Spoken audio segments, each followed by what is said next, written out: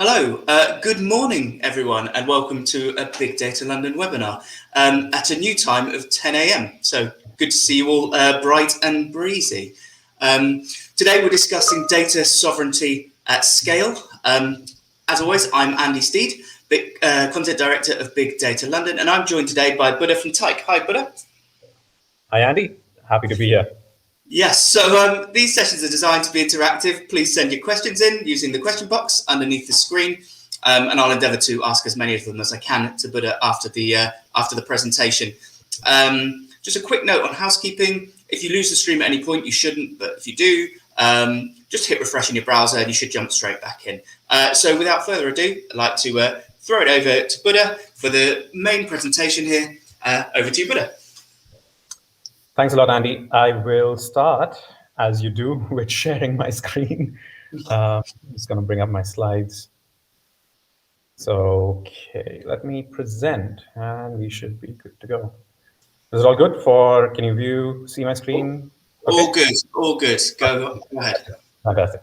All right, once again, hello and welcome. Thank you for joining us this afternoon, evening, morning. I'm actually joining you today from Singapore.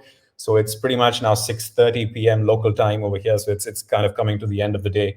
So yeah, very, very happy to have you all on board. Today we're going to be talking about dealing with data sovereignty at scale. I'm pretty certain somewhere, somehow you might have come across this term. If you have been dealing with application development, or you have a business that talks about a little bit into APIs, a little bit with data, I think you might have come across this term. So today, we are going to try and endeavor into understanding this a little bit more, some of the nuances around it. We'll talk through a little bit of a case study around, or rather not a case study, but more like a use case in terms of how you can approach the possible challenges that come with data sovereignty when you're looking at it at scale.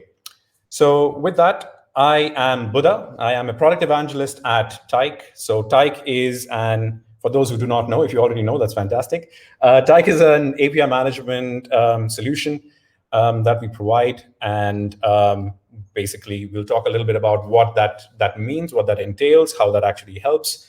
And my own role essentially is around showcasing the capabilities of Tyke, which essentially helps with business growth, digital transformation, what we have done so far with businesses, what we are doing at the moment, and what we will be doing in the future.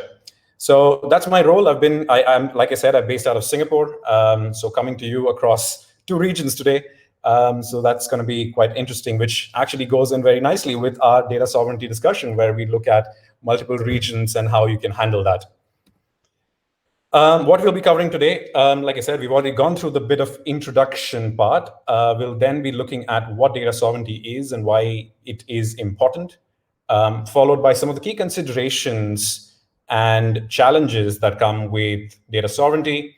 Then I've got a little bit of a use case of sort through our little Acme toy store, and we'll really go through the journey of growth when it comes to this particular business and what kind of challenges that they might be facing, what kind of considerations that they might need to do in order to build out a solution that would potentially comply with the regulations around. And then finally, of course, we'll cap it all off with a Q&A session where we can discuss and pick up your questions. So keep those questions coming for sure. You've got a panel on the right-hand side, which you can use. And I'm sure Andy and I will be tackling those towards the end of the session. Moving right along. So, of course, you've heard about this. So let's address it right away. What is data sovereignty? And there might be a few other, I would say, descriptions, a few other definitions. But really, what it boils down to is adherence to local regulations for the collection, storage, and processing of data. Now, it's really about taking control of your data, looking at where it's being stored, how it's being stored, and more importantly, also looking at how things are being processed. So that at a baseline is what data sovereignty is in a single line, and we'll go over the little bit of nuances that goes with it. Next up, why is it that this is something that you should consider, or why is this important for you? So of course, it is a compliance, and therefore it's essentially looking at looking at regulations and things that are in place. So non-compliance to certain things like these, non-compliance to data sovereignty rules essentially could lead to trouble. It essentially becomes a huge hindrance to growth, which is essentially what you're trying to do when you are building out a business. You're trying to scale, you're trying to reach out to as many people as possible, and providing a better user experience. And if you are stuck up with non-compliance issues and legal issues, you're fighting legal battles, then you're essentially fighting fires instead of focusing on the growth of your business, and which ultimately leads to potentially shutting down your business, which obviously no one wants.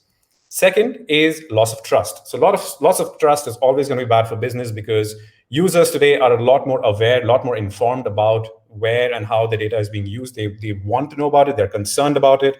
And therefore, once that little trust is gone, it becomes a big challenge essentially to recover that. And users today are also looking to believe in more of a product story, product journey, not just buying things just for the hell of it.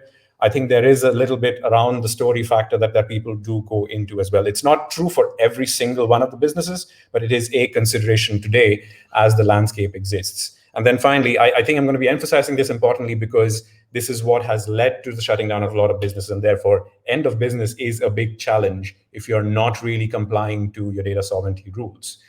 It may feel a little bit morbid in this case, but it is a reality.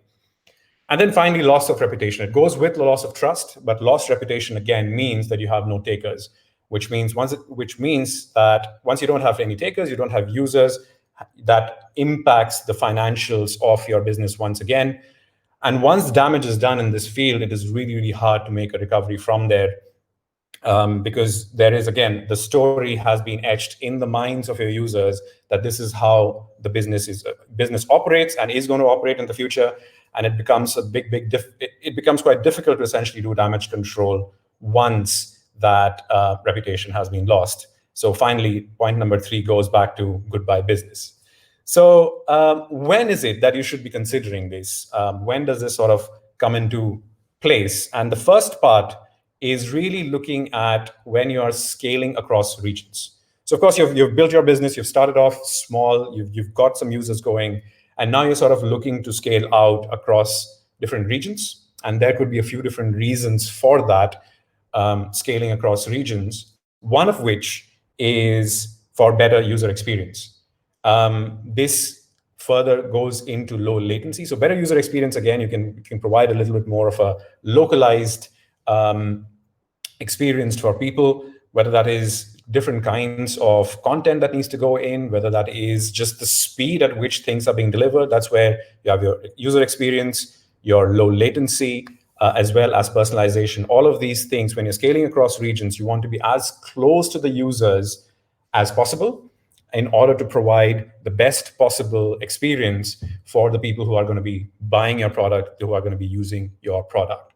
So scaling across a region would be the first case where you need to start thinking about your data sovereignty needs, because your data is likely going to be sitting across multiple regions, and therefore your compliance requirements might come in to play.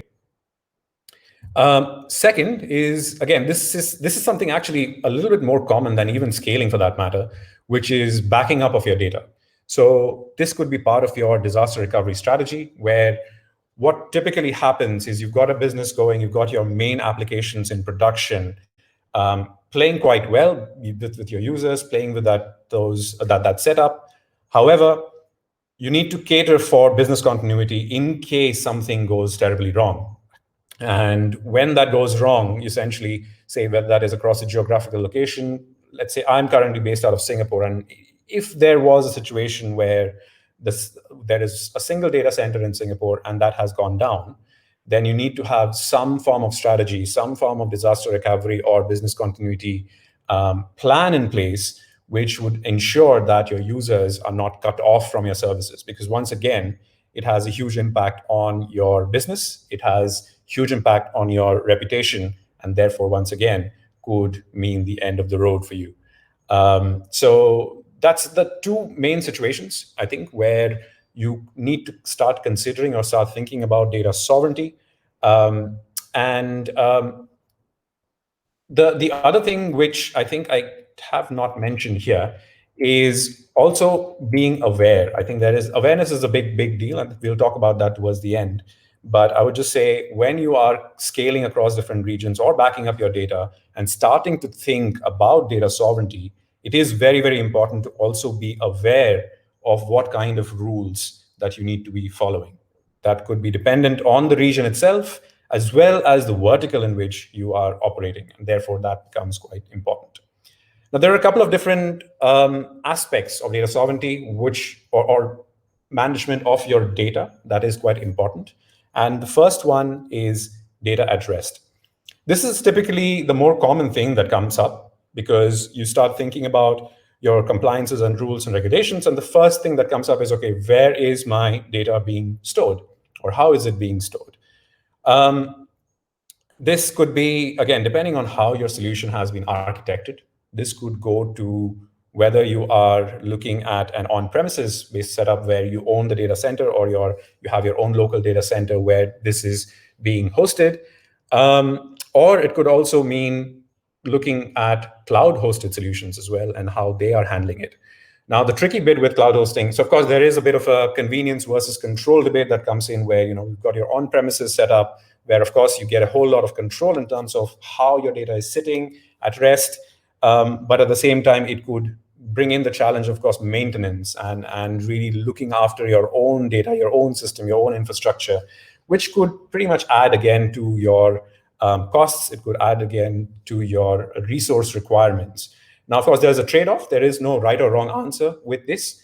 On the other side of the spectrum, with cloud hosting solution, again, you get a slightly lesser control, I would say, depending on what kind of regions things are being made available to.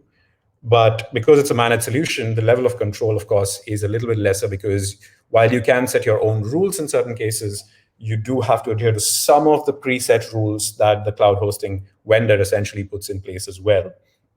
So, of course, there is that convenience debate that comes in as well, where you can get up and running and started really quickly, and we'll see that when we start looking into our use case today. So, with that in place, the next part, when we look at data at rest, you do need to think about where and how it is being stored. A typical challenge around this is really when you're looking at cloud hosting solutions and you want to have automatic recoveries or automatic backups in place. You need to be very careful in terms of where that automatic recovery is sitting. In most cases, most of the bigger cloud hosting providers, you do get the option of selecting the region where your backups are going to be stored to. But sometimes what happens is there can be replication rules as well. Once again, an automated disaster recovery rule is put in place automatically so that if there is loss of data, the recovery happens from yet another region again. So you need to be quite aware of this. And this will allude to this again, where transparency becomes quite important here when it comes to dealing with cloud providers and cloud vendors. The second aspect of this which is a little bit less talked about and sometimes get missed out, is data in transit. So how is your data transiting on the wire? What does the data transition channel look like?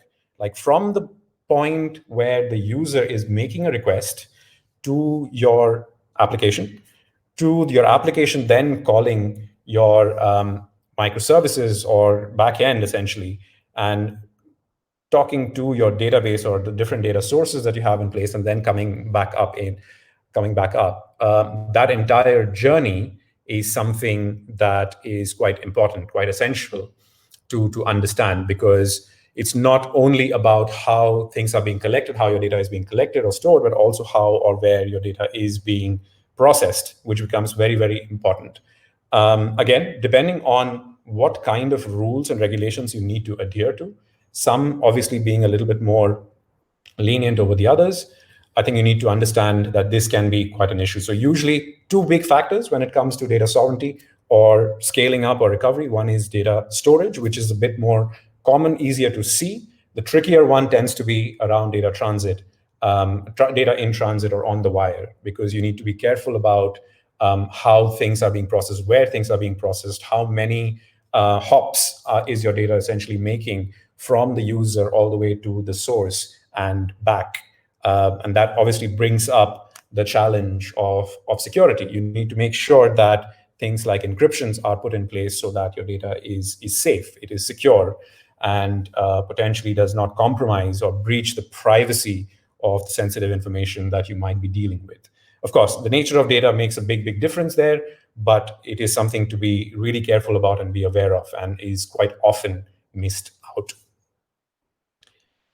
So with that, I will just set the scene a little bit for our little case study or use case today, where we're going to be talking a little bit about an e-commerce store called Acme Toy Store. And as the name suggests, it is essentially selling toys. Pardon me, because I've been looking at a lot of Marvel these days, a lot of Disney these days. I've got a goddaughter as well, and she's just about to turn 2. So and her birthday is coming up. So I've been looking at a whole lot of different toys around the world. She's a big fan of Disney as well. And so this sort of clicked in that fashion. So I'm going to just take this forward. So it's a simple business. We are starting, let's assume this is sort of day 1 or the week 1 of production. The architecture that I'm looking at this point of time is I've got all of these underlying services. Now it may look like it is a single service, but it's essentially a list of different microservices that are powering my application. That could be payments, that could be user information, that could be my product listing. So a whole range of different microservices powering my back end, which then feeds into my application through an API gateway. Now, an API gateway is not necessary. So an API gateway over here, you could very easily just remove it. You could have your backend services talking directly to your front-end application, whether that is a mobile application or whether that is a web-based application. You could just have that. The key reason, and when you have that, again, there's nothing wrong with that. There are a couple of benefits, of course, of having an API gateway in place, which I'll be going into shortly. But it's sort of the idea here is it sort of enables you to abstract out the business logic versus some of the administrative things that you need to take care of, such as security, such as rate limiting, which we will talk about shortly. So my architecture right now has all of these underlying microservices which are being exposed through APIs. Now, not every microservice needs to be exposed through individual APIs. There could be a combination of these. And it's being fed into my API gateway, which is essentially doing some administrative work. And then it is being called by my front-end applications. I could have a variety of applications here, whether that is a mobile-based application, web-based application, or any other device that I want my users to interact with. And then finally, I've got my user up there. So very, very simple setup. I want to get up. So my consideration here is I want to get up and running really, really quickly. Let's assume I'm going to be looking at, let's say if I'm sitting here in Singapore, I want to get started really, really quickly, really, really easily. I've got this up and running in a very simple format. In terms of considerations, while you're doing it, of course, there would be the consideration of cloud versus on-premise. So think about what you want. If you do believe that you're just looking to get up and running really, really quickly, perhaps a cloud-based solution may be the way to go. However, if you're looking to get a significant amount of control, you want to have your infrastructure under your own control, you might consider on-premise. Or what the second consideration there might be is the local regulations. So maybe if a cloud vendor is not available, which tends to happen in APAC specifically, say for a region like, say, Indonesia, for instance, sometimes it can be quite challenging to have a specific cloud vendor or the desired cloud vendor to essentially provide the services that we would want, and in which case on-premises might be your only option out there. And further to local regulations, if your regulation dictates that your data cannot leave your country, the region you are set up in, even in that case as well, I think sometimes people tend to lean a little bit more on your on-premises versus cloud. But again, if you have a cloud vendor that is focused and targeted towards your own region, then by all means, you can go for that choice as well. My idea here was to get up and running really, really quickly. So I've chosen a cloud hosting provider in Singapore for my single region setup that I have right now as well. One other thing is vendor agnosticism. I'm not sure if the agnosticism is a word per se, but I'm just coining it at this point.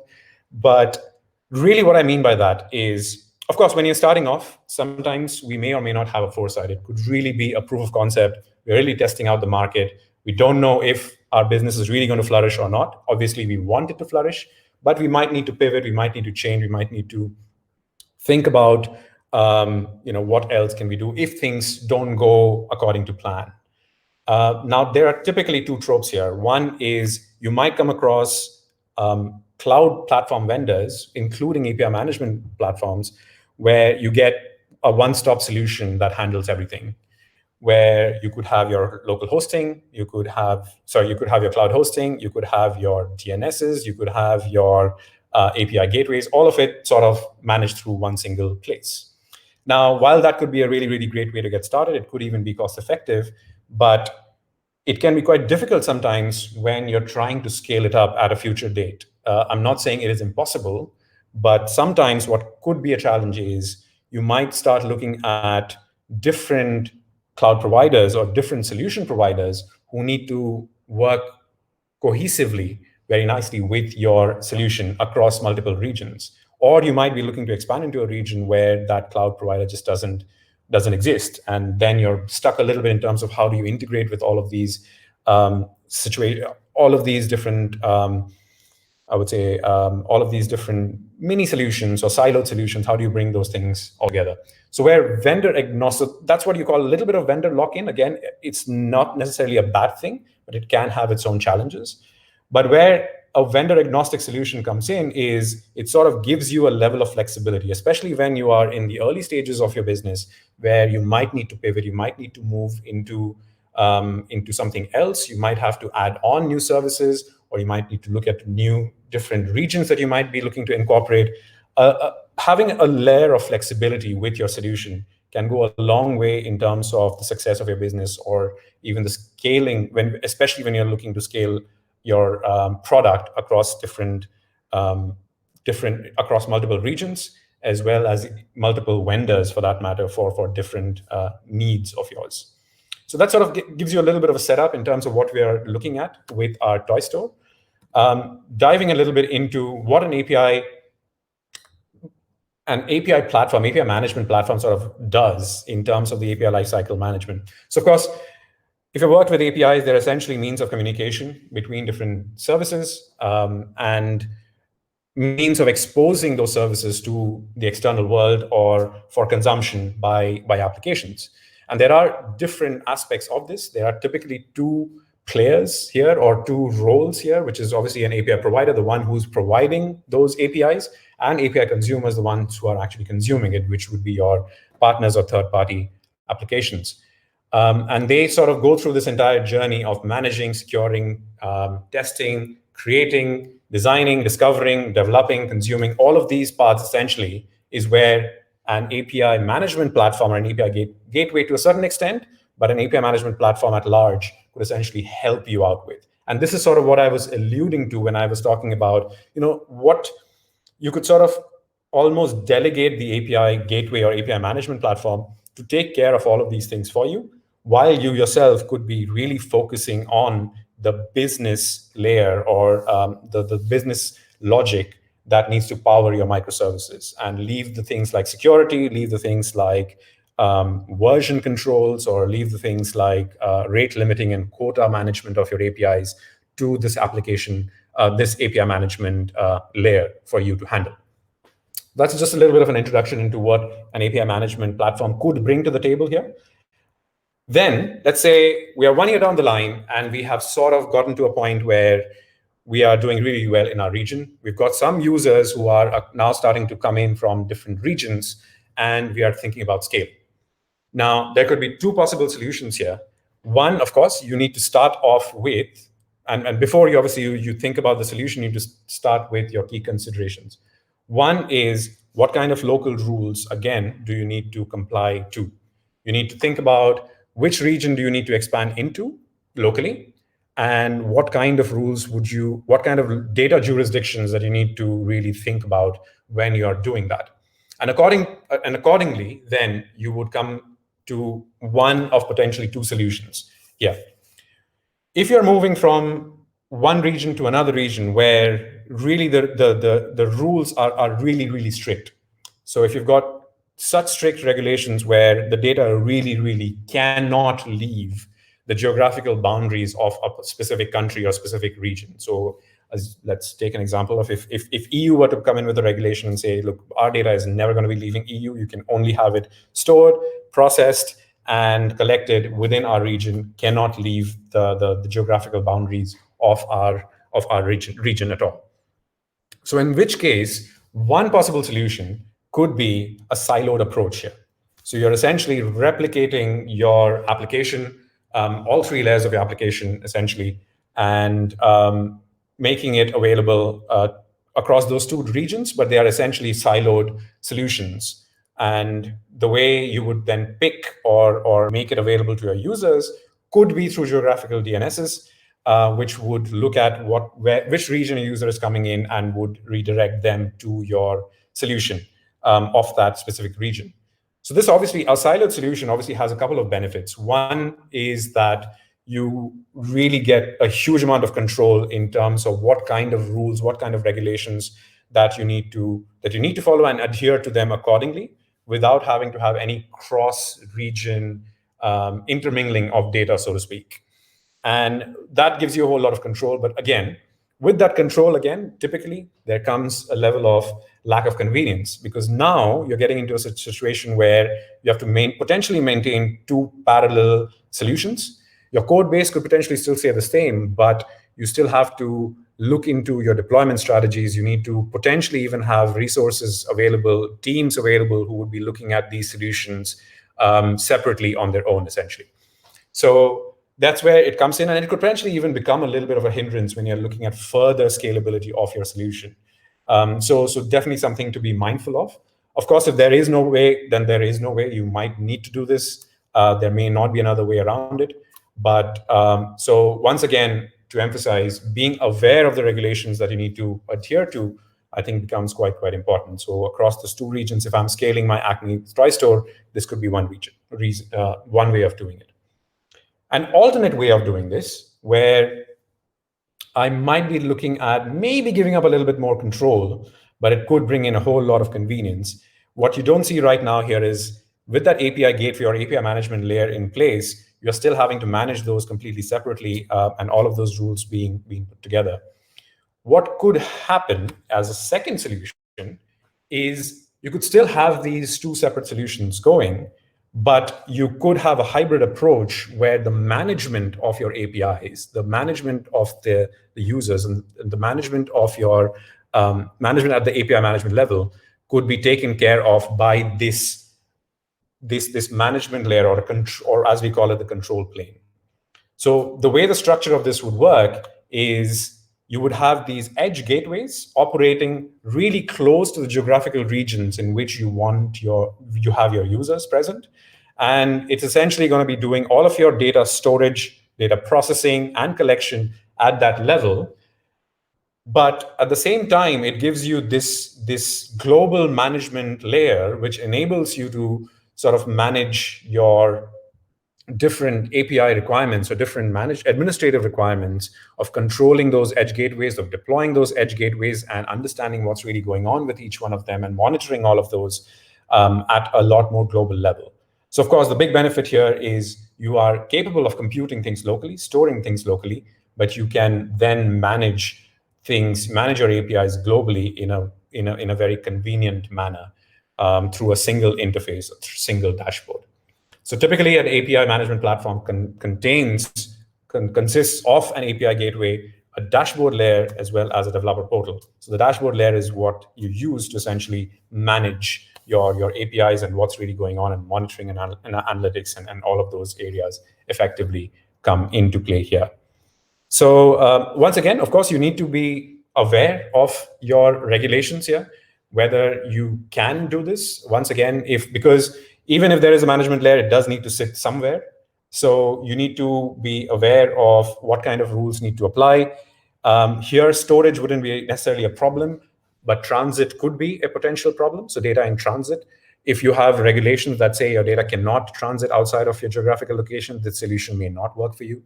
However, if your regulation states that if you are getting the permission of your users, then there is no problems with it, then the solution could work. If you get your if the regulation essentially tells you that as long as you're not storing any data while it is in transit, then it's okay. Then once again, you can have this. If again the requirement is, if you're dealing with, say, personally identifiable information or PIIs, you need to make sure that your data is essentially anonymized, or it needs to adhere to specific rules of encryption.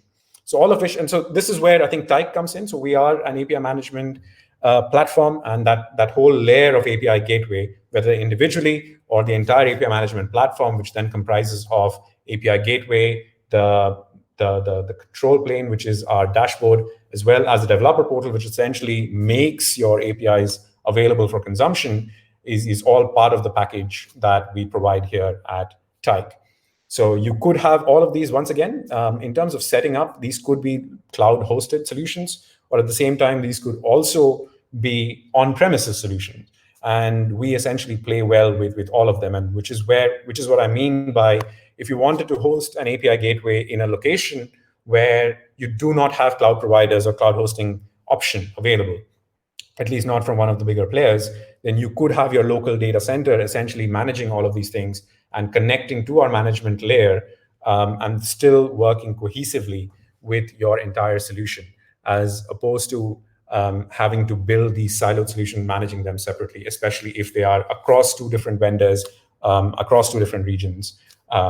Adds on to a lot of administrative load in that case. Whereas here, if your API management, the control plane essentially works to have your decoupled solutions, which can independently comply with the requirements and rules of computation, of storage, and transit, but it can help you effectively bring all of that in, bring all of those delegated solutions into one cohesive unit, which becomes quite powerful as an overall solution. It enables growth, it enables scaling, because you can quite easily just add on another region to your management layer and start working through that quite simply.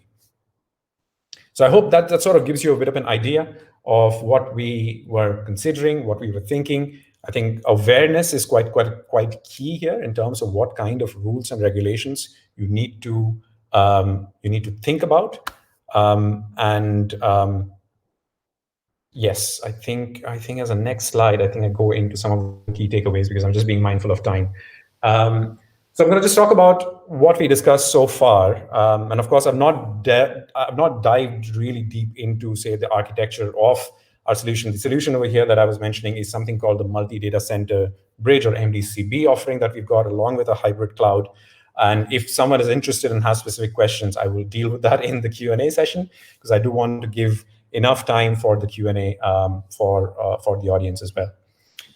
So just to recap a little bit in terms of what we talked about today, and what, as a final key considerations when you're dealing with data sovereignty, what all do you need to consider?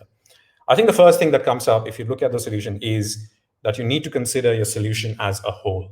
What I mean by that is when things like compliances or regulations comes in, it's seldom that there is only one component of your solution that needs to be compliant. It's typically your entire stack that needs to be compliant, and therefore you need to think about your solution as a whole. Now, each individual component of your stack could be dealing with data sovereignty requirements, or could be dealing with compliance or regulatory requirements in their own way, and they might be contributing towards the greater goal of being compliant. So an API management gateway, for instance, could be an enabler in a way where it's not going to be storing any information in transit. It will be adding a layer of encryption and adding a layer of security while data is in transit. It can enable the anonymization of data when things are being stored. So all of this essentially could be handled by an API management gateway for you, as an example, as a component. But when you're thinking about compliances, when you're thinking about data sovereignty, you need to consider your entire solution stack as a whole and think about how each individual component contributes towards the larger goal. Second is location. So this obviously is very important when it comes to data sovereignty. Particularly, a lot of it is really trying to comply to your local jurisdiction that your data needs to comply to.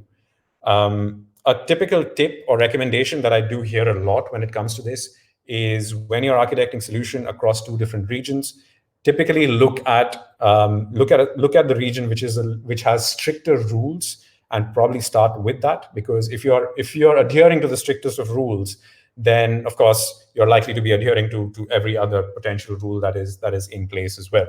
So that's sort of a tip. I mean, of course, it may also have a drawback, because if you're trying to be that strictly compliant across all of the regions, it could have strain on your business. You might need to think about your overall processes. You need to think about your resource requirements. But again, as a tip, if you're really, really worried about compliance, especially in the more regulated industries like healthcare or financial services, you might not have a way around that, and it might be the safer bet, effectively, to deal with your regulations, which is a bit more stricter. And that's where the choice of location could come in as well. So there are definitely locations or countries around the world which are a lot more strict when it comes to their data rules and privacy requirements, as opposed to some of the others. Now, I'm in no way trying to tell you that you should try and sneak your way around that. I think data rules and data privacy policies are very, very important today, because breaches can have huge impact, not just for businesses, but actually for users themselves. So, but again, if there is a specific requirement, if you've got two choices where your users are really coming from, and picking between, say, the more compliance heavy regions like probably Germany, for instance, versus some places which are a little less strict when it comes to how your data is handled from your data regulation or policy perspective, then you can make that choice, or you at least need to consider that as a choice. It could essentially be beneficial for you. But by all means, privacy first, data security first, before looking at when you're making those decisions.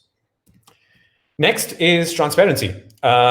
Transparency becomes very, very important. Transparency in here is really around understanding what kind of services your cloud hosting providers or your data centers are providing you.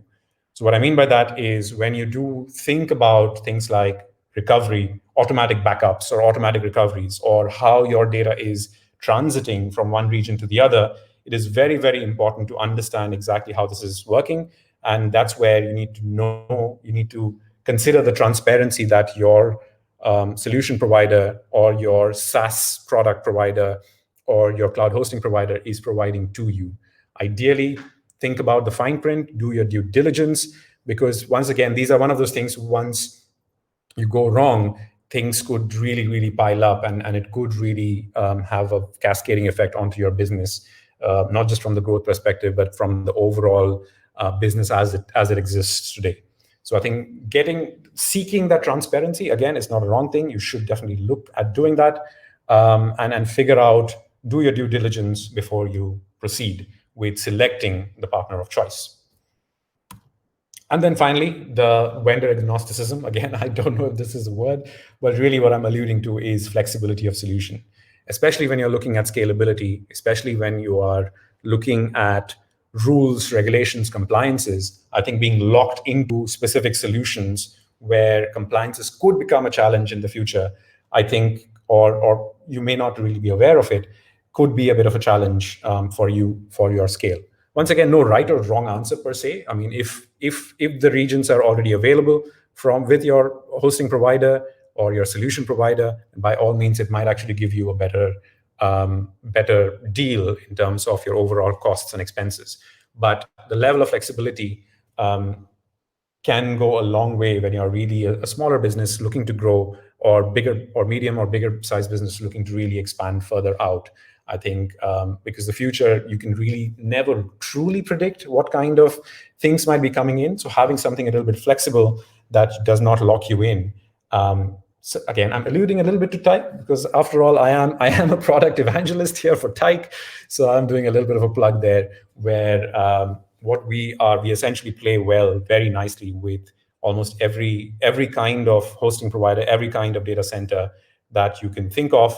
And we are pretty much almost plug and play in this case, where we would fit into your solution. We're enablers of your solution. We're enablers of your business growth.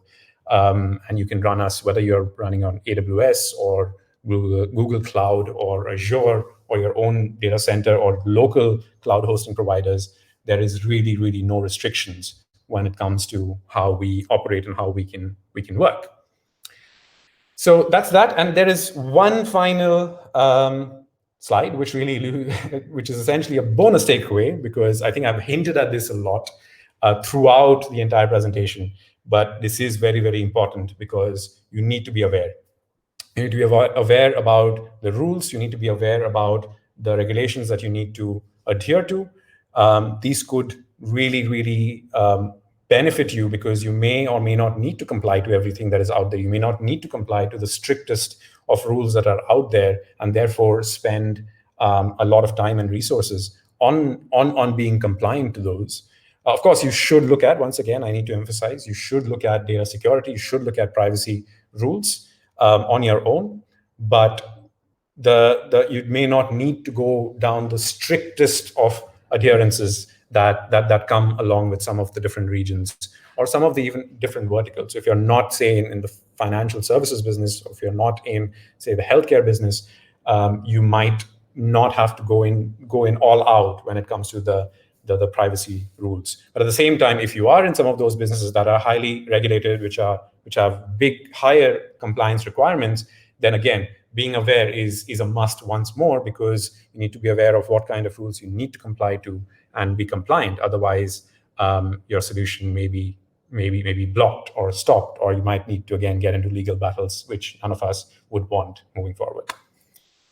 So that's it. I think that is my last slide. With that, I will bring my presentation to an end. I think this is time for questions or comments.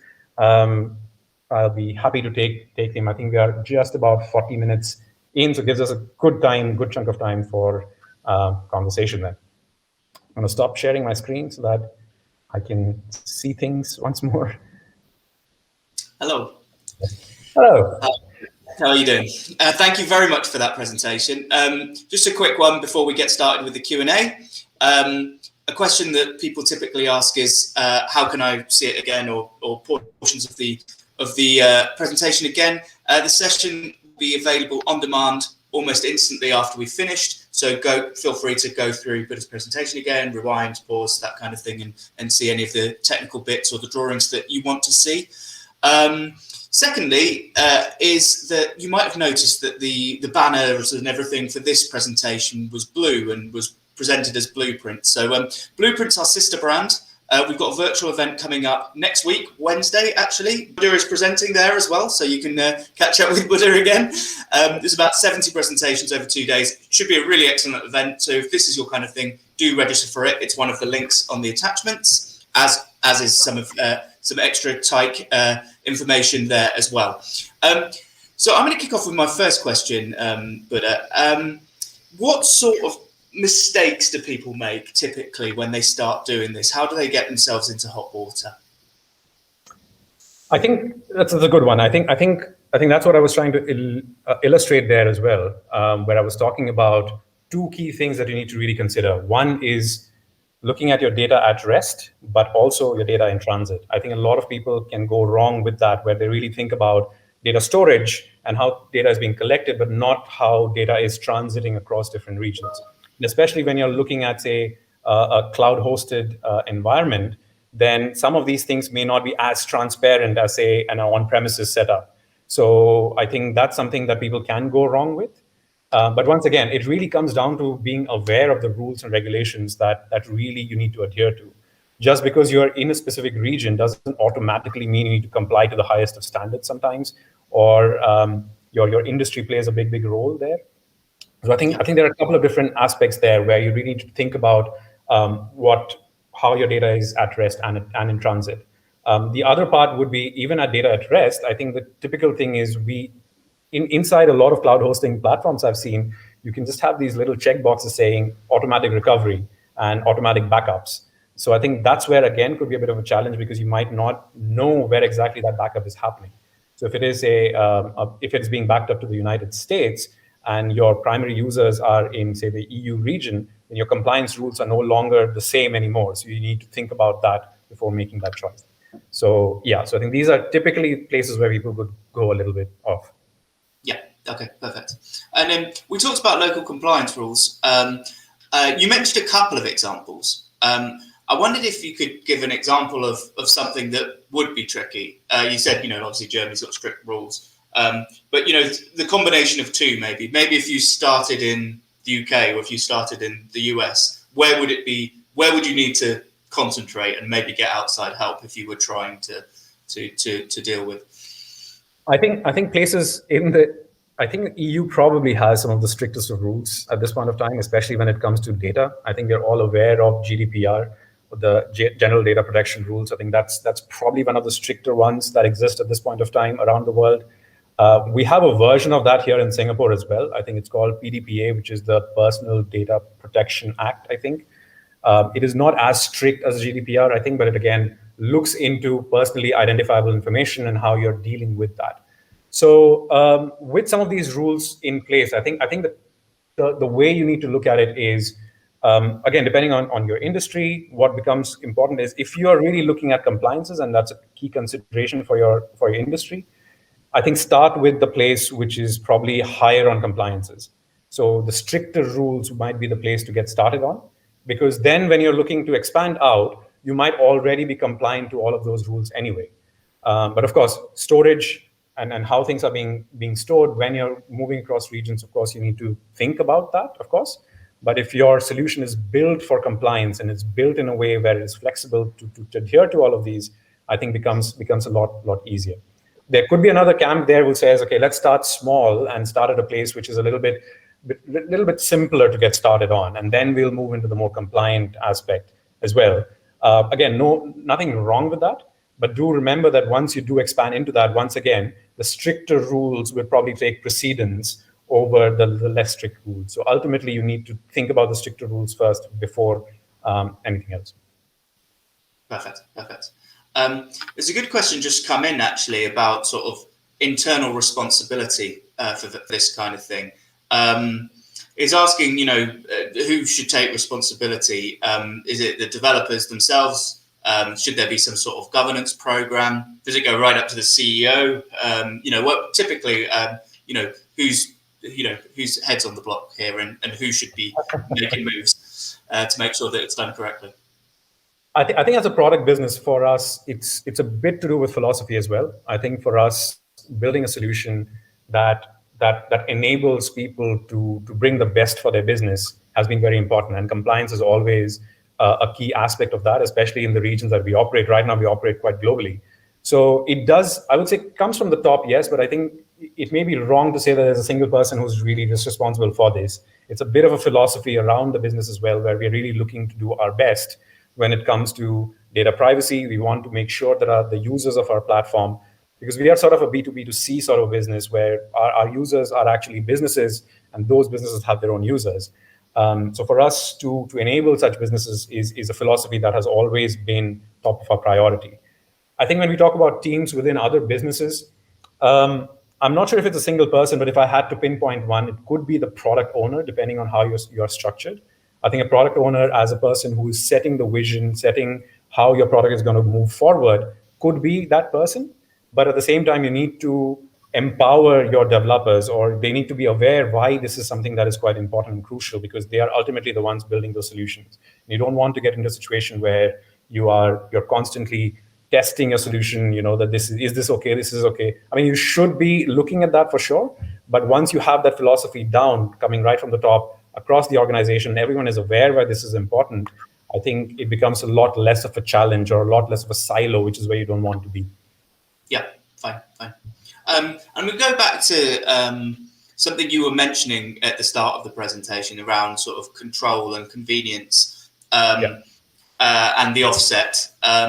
So taking, say, tight customers, for example, people who you've got some experience dealing with, what's more important to them? What's their driver? Are they looking for control, or are they looking for convenience typically? I think there's a similar answer to this again, because I think it really has been dependent on the region as well as the industry in which people have been. So when we start dealing with, say, the more government services side of things, there the need for control is definitely a lot higher. We've also seen some solutions, especially around the APAC region, sometimes have had pretty strict rules. But at the same time, they've also had a bit of a challenge where the availability of cloud-hosted solutions or SaaS solutions have not been as strong as, say, some of the regions, say, in the United States or the European Union, for instance, or the European continent at large. So I think it's a few different considerations to be done. I feel like it's a bit of a split at this point, depending on what kind of industry you're based in. But once again, for us, what we have tried to do is we have tried to make solutions available in a way where if people, whether they are on the spectrum of control or whether they're on the spectrum of convenience or a mix of both, we've sort of tried to make all of that available. So we have a SaaS platform, which is plug it, this is start off, sign up and start playing with it. But we also have a fully on-premise solution, which is completely on its own, and you can have your regulations in there. So once again, I'll bring up, say, Indonesian clients, for instance. They have very, very strict data rules, especially in the government services. So there, the on-premises goes a little bit more versus the others. Whereas some of the other open solutions, where we've seen even in places like for e-commerce, for instance, sometimes we've seen solutions which are hosted on the cloud at this point of time. And then there we have the good middle layer where we have that hybrid solution where the control plane, the management is happening on a SaaS platform, and you can plug in your local gateways, so to speak, or your local solutions into that so that they work cohesively. So we've got the full range that we have made available, but I think that's where the control versus convenience part is really dependent on the kind of industry you're in, kind of location you're in, and the kind of users that you are looking to service. Perfect. I'm going to ask you a question to wrap things up about the kind of culture element you were talking about. The teamwork element and thing. In terms of anyone who would you like to answer the question that's just come in about Tyke actually before we go? Is Tyke open source? Yes. So I think I mentioned about 3 different components here. One was the gateway, which is essentially the center of power for our entire platform. So we've got a dashboard, we've got a gateway, and we've got a developer portal. So the gateway is essentially what powers our entire solution, and that gateway itself is actually open source. So you can see the entire code, you can extend it. It is a very, very flexible solution, a very, very lightweight, low latency solution that we have. It is, and that's how we got started. I think our founder wanted to have a solution which would manage all his APIs really, really easily without having to pay too much money. He created this open source solution over a weekend, which then saw a lot of traction.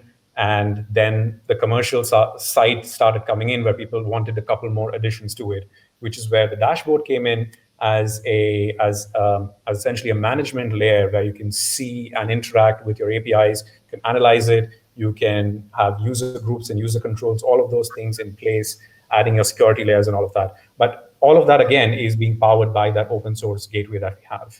And the developer portal, again, fits into this, which exposes all of these APIs that are being controlled or powered by that gateway for consumption externally. So yes, so Tyke is an open source product. Our gateway is open source, and it is always going to be open source as well. Perfect. I thought that was important to cover just before we got onto my last question, which is about the you said about getting everybody on board for this kind of thing. If someone's starting a journey with this, what's the good advice for them? What's the good advice to get people onto team data sovereignty, whereas perhaps that wasn't an issue they were considering before while doing their job? So what advice would you give to people starting out?